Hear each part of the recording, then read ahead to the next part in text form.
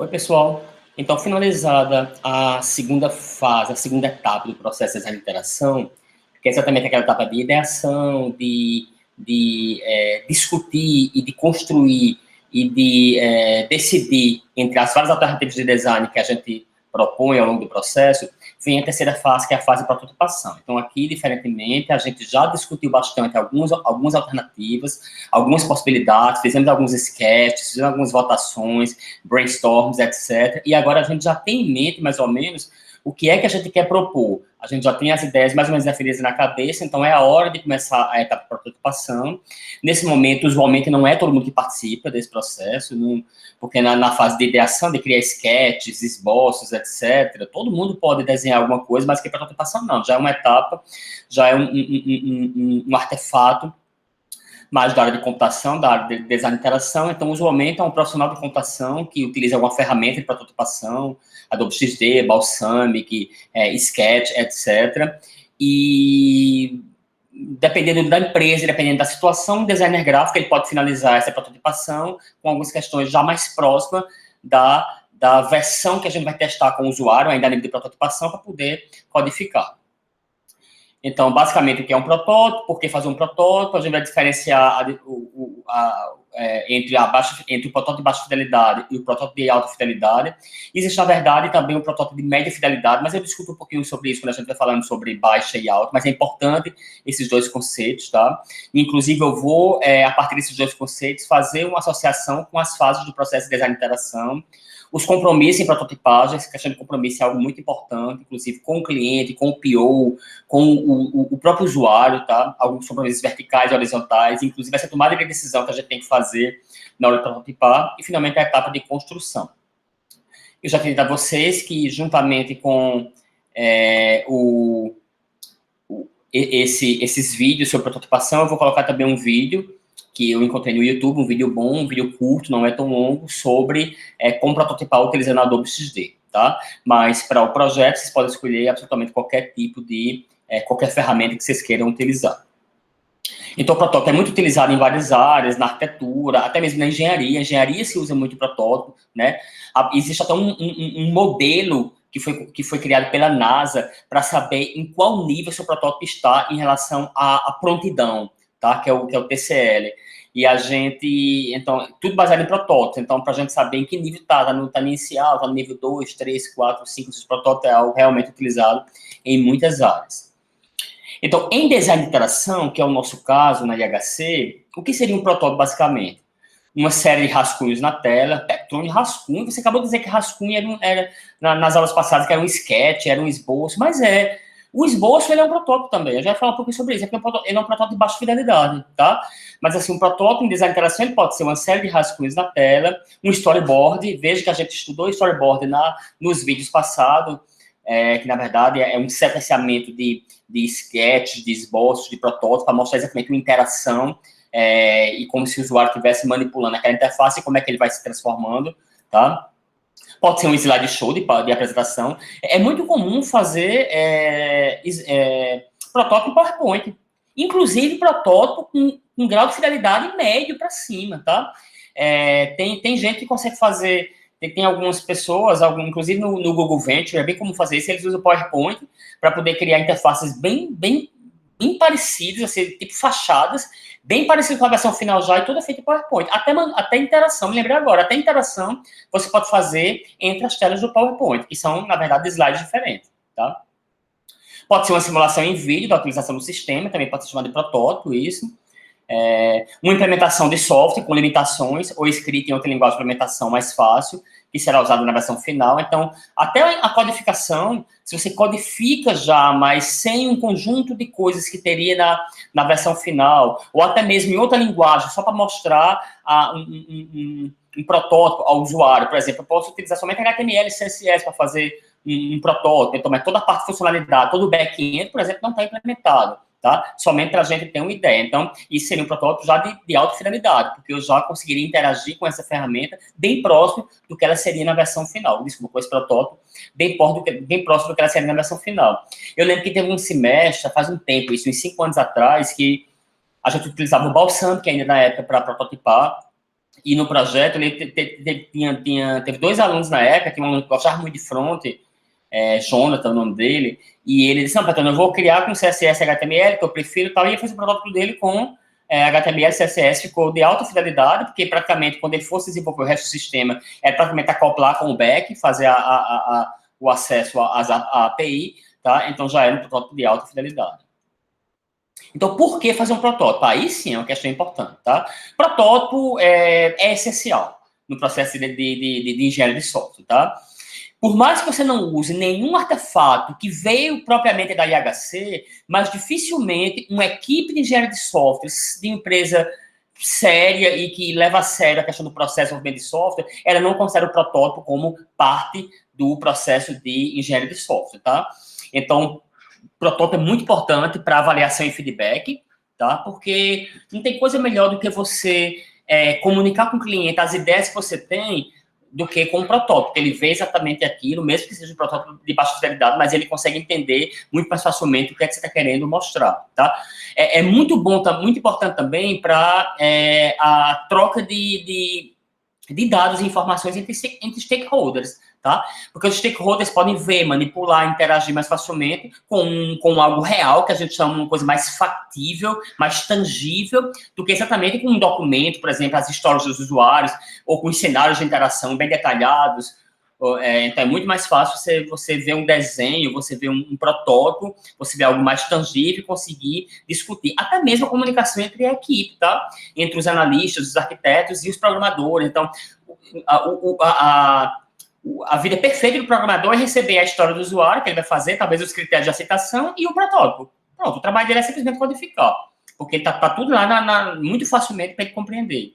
Outra coisa, quando a gente está fazendo protótipo, é muito comum a gente ir tomando algumas decisões e a gente tem algumas dúvidas, então é muito comum voltar para a coleta de necessidade do usuário, conversar com o usuário novamente, fazer outra visita, observar, talvez fazer até mais uma entrevista, do mesmo jeito que no sketch, quando a gente está fazendo sketch, que ainda é aquela quantidade de ideias que a gente está tendo para poder decidir que ideia vai tomar no andamento do projeto, mas até no protótipo, sim, às vezes tem uma questão muito específica, até de um componente mesmo que você quer usar, tal, você pode usar aquela técnica de Lightning Demos, que você pegou a referência, por exemplo, do Facebook, mas aí você tem dúvida, e antes de você prototipar para mostrar ao usuário a versão final, você pode dar uma discutir com ele e dizer, o que é que você acha disso aqui, desse componente, tem essas duas opções, tal, ou até mesmo com a equipe como um todo. Então, o protótipo é muito importante para a gente manter essa comunicação, tanto entre a equipe, quanto entre a equipe e o usuário, e o PO, e o cliente, o que quer que seja.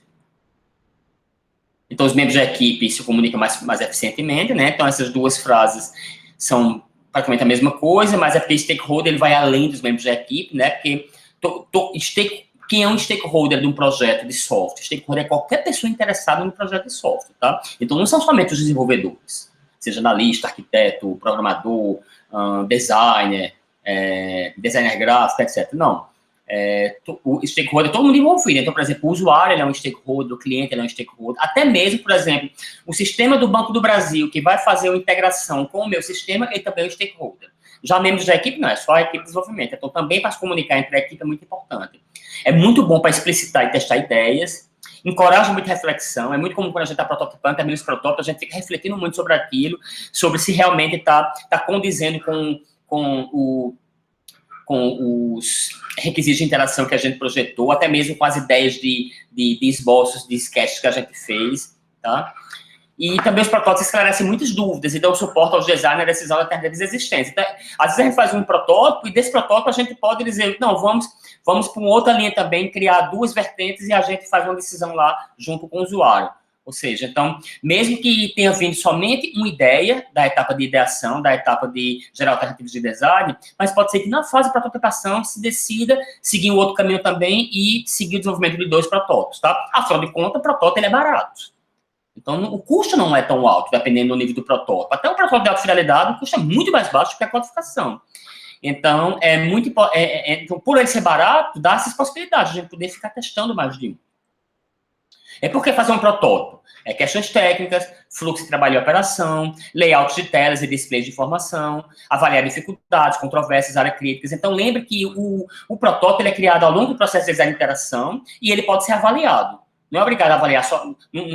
a gente não só consegue avaliar a interação, por exemplo, de um sistema pronto. A gente consegue avaliar o protótipo. A gente consegue qualquer técnica de avaliação de usabilidade que a gente vai estudar na próxima etapa da disciplina, que é no mês de dezembro, a gente pode avaliar com o protótipo. Tá? Eu posso utilizar, por exemplo, guidelines, posso utilizar heurísticos para avaliar protótipos, sem nenhum problema, posso fazer testes de usabilidade, eu posso utilizar, por exemplo, o Track Diff, que é uma técnica para avaliar a experiência do usuário, ou seja, qualquer técnica a gente pode utilizar testar com protótipo. Então, o protótipo é muito bom para avaliar, mas também aquela avaliação informal mesmo, acabou um sprint, leva para o usuário, antes de codificar, desculpa, acabou o sprint, não. No meio da sprint, a gente criou alguns protótipos, quando a gente definiu os 2 requisitos, criou os protótipos para poder detalhar o requisito, mostra ao usuário, para ele já dar um feedback a gente, antes a gente codificar e fazer o teste real com ele, entendeu? Então, tem 2 tipos de protótipo, como eu falei, tem o protótipo de baixa fidelidade e o de alta fidelidade. O de baixa fidelidade, ele utiliza um meio que não é exatamente utilizado no produto final, geralmente é papel mesmo, a gente utiliza papel, a gente desenha em guardanapo, desenha em folha de papel ofício. Ah, Petrônio, mas tem um amigo meu que gosta de usar o Paintbrush para fazer, eu gosto de usar o PowerPoint bem simples para ele ficar criando. Sim, pode ser também, isso é considerado também um protótipo de baixa fidelidade, tá? Porque a gente está muito preocupado ainda com layout, não está muito preocupado ainda com a escolha de componentes, até já tem algumas escolhas desse tipo, mas é muito mais no sentido da gente esboçar a ideia da gente. Então, pode-se dizer que um sketch ou um esboço, como eu disse anteriormente, é um protótipo de baixa fidelidade. Ele é rápido, barato, fácil e pode ser facilmente modificado, tá? Então, o esboço é muito rápido de fazer, geralmente ele faz vários para poder tomar decisão.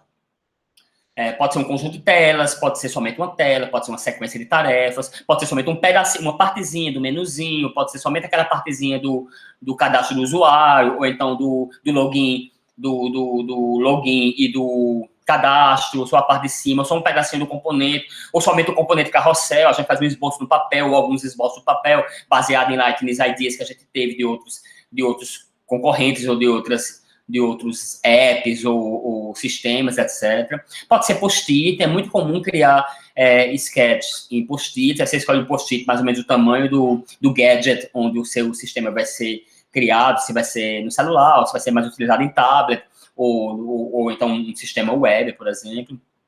Pode ser storyboard, então é uma sequência de post-its, uma sequência de sketches, né, que mostra o sequenciamento de ações, ou seja, tudo isso são exemplos de protótipos de baixa fidelidade. Frequentemente utilizado com cenários, trazendo mais detalhes e a possibilidade de representar no papel as tarefas. Como eu mostrei, né, a gente pode criar cenários de interação, que a gente tem a história do usuário, pode detalhar através de um cenário de interação, onde mostra detalhadamente através de texto a interação do usuário com aquela tela, ou com aquela funcionalidade, ou com aquele requisito, tá? E a gente pode criar um sketch, algum protótipo de baixa fidelidade, para poder testar aquele cenário que a gente fez, ou então um conjunto deles, porque o cenário geralmente vai dar um conjunto de sketches, porque exatamente é a interação do usuário com um conjunto de telas que vai mudando até chegar em um certo momento. É uma série de esboços mostrando como o usuário progride na execução da tarefa durante a navegação do sistema ou utilização do dispositivo. Storyboard já é muito utilizado na área de publicidade e marketing, tá? Mas na computação também, na IHC, já é utilizado há muito tempo. Eu lembro, as primeiras vezes que eu tive contato com o IHC ainda na graduação, coisa que ninguém tinha, eu tive por acaso, estava num projeto da Motorola, como eu já falei para vocês, eu lembro que já se falava de storyboard. Então, o storyboard sempre foi algo muito associado à IHC, porque uma interface por si só, um protótipo por si só, de baixa fidelidade ou de alta fidelidade, ele não diz muita coisa, mas um conjunto deles que mostra o sequenciamento de interação, isso sim, diz muito mais. E é utilizado muito no início do design, como eu mostrei, na fase de ideação ou de construção de alternativas de design, que foi a fase anterior que a gente mostrou. Então, é comum quando a gente faz aquele monte de esboçozinho, né? Por exemplo, aquele Crazy 8S, que cada faz um monte de esboço, que a gente meio que fecha o que a gente quer. Então, a gente pode decidir mais ou menos a ideia qual é e já criar alguns storyboards, mesmo que de baixa fidelidade na etapa de esboço, mas que a gente já consiga, por exemplo, completar todos aqueles requisitos de interação que a gente vai, por exemplo, atuar naquele sprint. Esboço, eu já falei em vídeos passados, são importantes protótipos de baixa fidelidade.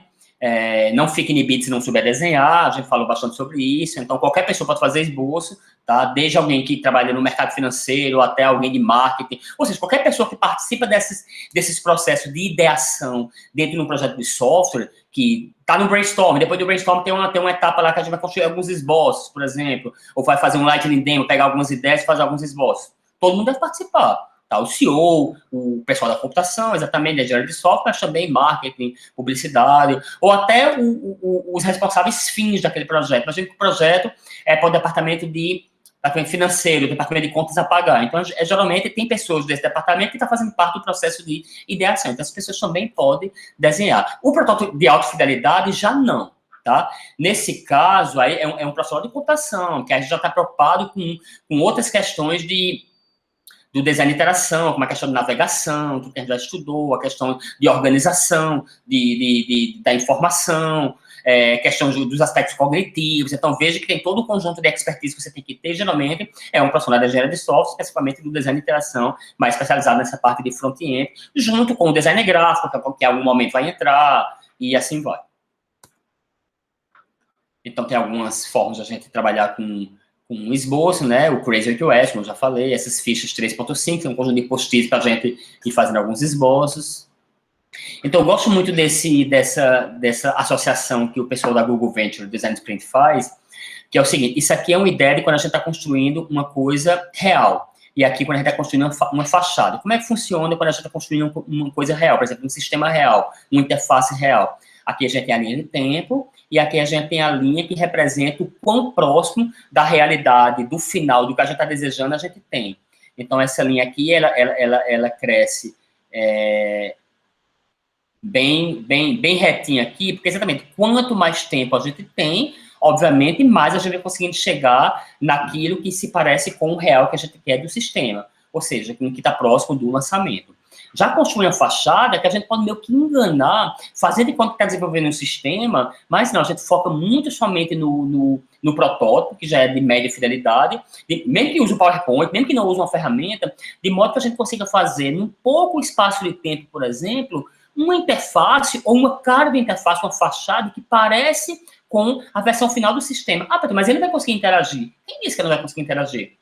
Dependendo da ferramenta que eu utilizo para criar o protótipo, Adobe XD, o Balsamiq, até o PowerPoint, a gente pode chegar num processo de estar perto da versão final de lançamento. E aqui tem um gráfico super interessante que eu gosto, que é o seguinte: é muito importante a gente não se apegar a protótipos, seja de baixa fidelidade ou de alta fidelidade, porque protótipos são descartáveis. Então, se a gente, por exemplo, quanto mais tempo a gente passa para fazer o protótipo, mais a gente, por exemplo, quando for avaliar junto ao usuário, que a gente recebe um feedback negativo, a gente acha que eles são idiotas, porque a gente se apegou tanto a ele que a gente começa a gostar daquilo ali, não quer... Não, o protótipo a gente sempre tem que ver que é algo que ele é passageiro, que ele é para ser testado e que a gente não deve se apegar. Então, por isso que quanto mais a gente faz um protótipo, o mais breve, o melhor possível para que possa ser avaliado e testado com usuários, mas com menos tempo possível, você se preocupando unicamente com questão visual, com a questão já organizacional do protótipo, melhor, porque a gente se livra dele sem muito problema, porque a gente não se apegou a ele por conta do tempo. Então, aqui tem até uma telinha final, que aqui tem a linha do tempo, a linha do quão próximo está do real, da versão final. Então, de repente, se a gente chegou nesse momento, ainda não foi não está tão real suficiente como a gente quer, por exemplo, para fazer um teste com usuários e ver se tem algum que precisa melhorar. Mas se a gente chegar nesse ponto, por exemplo, ele já está, ou seja, com pouco espaço de tempo. A partir daqui, de repente, é perda de tempo, porque a gente está se apegando a ele de uma forma desnecessária, porque não aquele é somente para a gente fazer algum teste e para fazer de codificação, que aí sim é o que vale a pena se gastar o tempo. O protótipo da fidelidade a gente continua no próximo vídeo, para que esse vídeo não fique tão longo. Até mais, pessoal.